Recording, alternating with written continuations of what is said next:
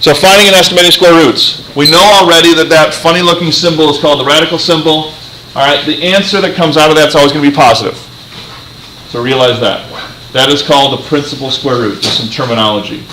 So the square root of x, the number inside the radical symbol is called the radicand. All right, if you want to think about it, it's a piece of candy. The radical symbol is the wrapper. You unwrap it and you got a piece of candy. It's the radicand. So when you have a radical, you ask yourself the following question: what times itself equals that number inside? All right, this is where knowing our squares from last chapter is going to come in handy. What times itself is 169? 13. So the answer is positive 13. When you have a fraction, okay, you take the square root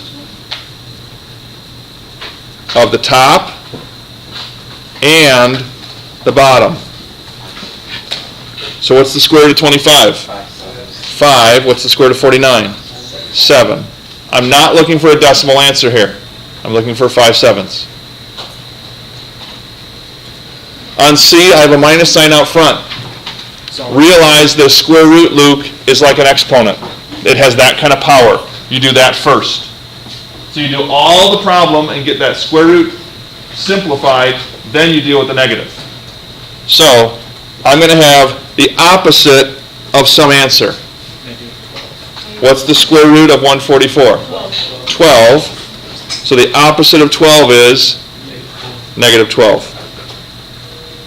Notice, where was the opposite sign on that problem? On that side. On the outside. Is it impossible to have it on the Yes. What times itself equals 0? 0. I put that in there just because in the past people have run into that problem and be like, I don't know what to do. Okay, just what times itself equals the number inside. What's the number inside called again? What's the word for it? Radicand. Okay, it's like a piece of candy all wrapped up. What times itself equals negative 9? Nothing. So we put no real solution. It's very important that you put the word real there. You are going to learn in college algebra or algebra 2 about a way to simplify that. We're not going to deal with it today. 1.21. I'm going to show you how to do this in two different ways. 1.21 is 121 over 100. Agreed? And how have I taught you to do square roots with fractions? Square root of 121? 11. Square root of 10? 10, sorry. And 11 divided by 10 is 1.1. Okay, that's the fraction method. Let me show you the decimal method. Is there an even number of decimals? There's 2 decimals here, right? So our answer is going to cut the decimals in half. So cut the decimal in half. 2 decimals cut in half is how many decimals? 1 decimal. Now forget about the decimals for right now. What's the square root of 121? 11. How do you write 11 with 1 decimal? 1.1. Let me go a little bit of sidebar there because that's a confusing idea for some people. Okay? Let me show you a number of examples like that. 1.69 has 2 decimals, right? 1.3. So the answer is going to have 1 decimal. 1.3. Different one. 0.0004 has how many decimals? Ladies? 3 or 4. 4 decimals. So my answer is going to have 2 decimals. 0.2. So 0.2. It's pretty easy. Okay? Half of the decimals, and then take the square root. Let's think of a number. 256. How many decimals there total? 2. 4 here. Well, there's going to be 2. So 2 decimals in my answer. What's the square root of 256? 16. How do you write 16 with 2 decimals? 0.16. Does that make sense? Yes, sir. Josh? What's 13 times 13? 169. Okay? 225, let's say 2.25. How many decimals here? 2. So my answer is going to have 1 decimal. What's the square root of 225? How do you write 15 with 1 decimal? 1.5. Okay? So a little spin-off of the decimal idea. Those should be very simple and very straightforward.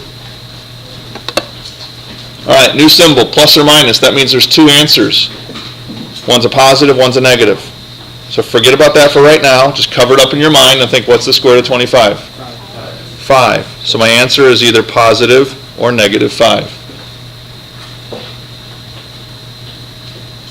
Your turn. Don't say the answer, but write down your answer over here. I'll give you about 10 seconds. That should all be you need. Raise your hand if you think you got it. Tara?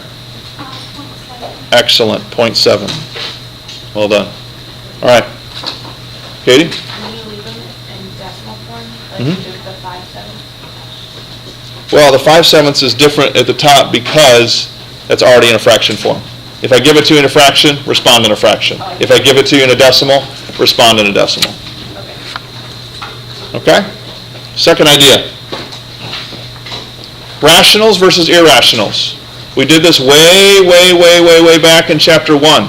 Just as a review, a rational number is a decimal that repeats or ends or can be written as a fraction. That's a decimal for a rational number.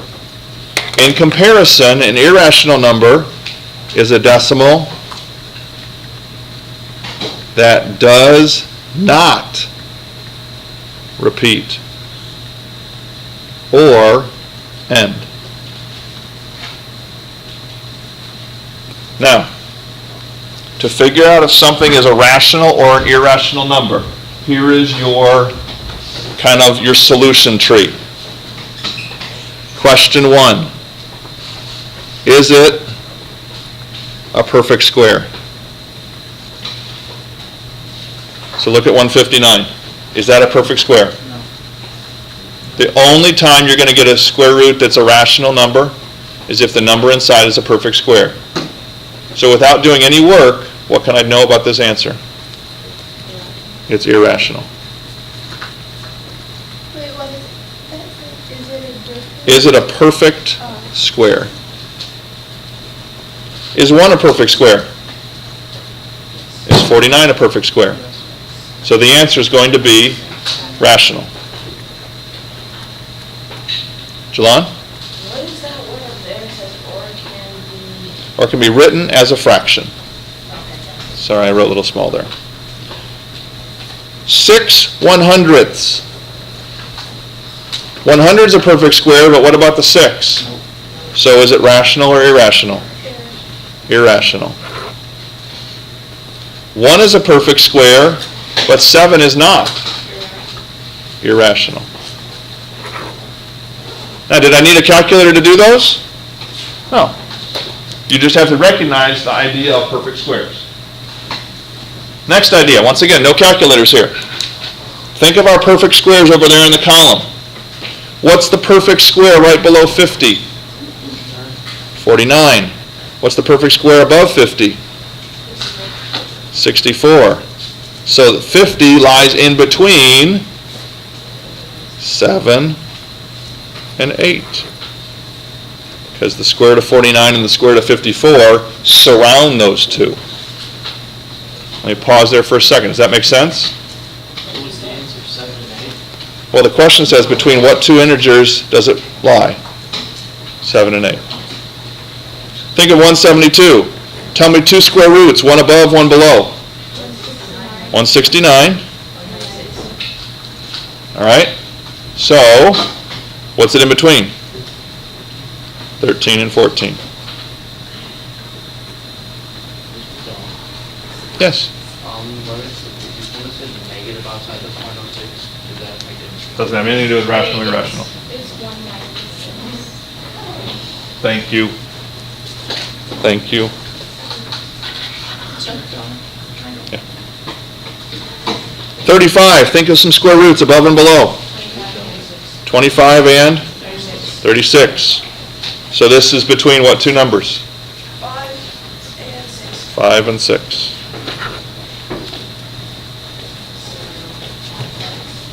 Someone besides Jalon and Josh. 12, between what two square roots?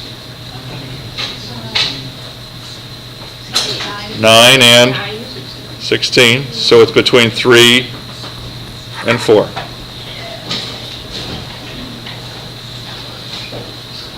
All right? Last but not least, calculators. Get them out.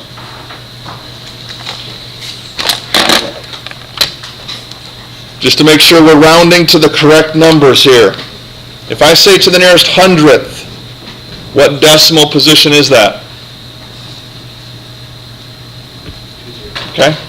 So that's the second decimal. So what's 159? Take your calculator, figure out what the square root of 159 is.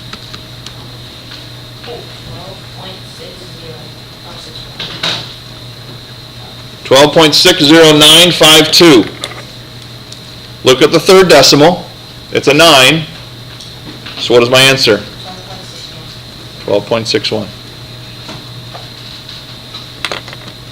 4,169. Square root. I get 64.56779. There's the first two. Look at the 7. What does it cause it to do?